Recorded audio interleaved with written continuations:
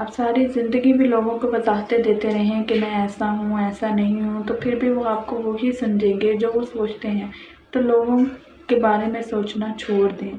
آپ بس 2 کام کریں، جو آپ کو سمجھتا ہے آپ بس اس کی قدر کریں، باقیوں کو اگنور کریں۔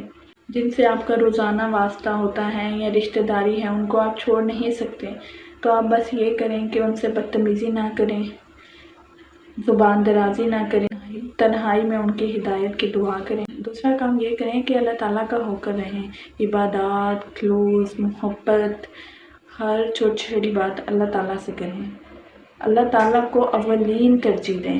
پھر آپ دیکھیں گے کہ اللہ تعالیٰ آپ کا سہارا بن جائیں گے، آپ کو تھام لیں گے۔ جو آپ سے بغض رکھتے ہیں اللہ تعالیٰ ان کے اور آپ کے درمیان میں آ جائیں گے۔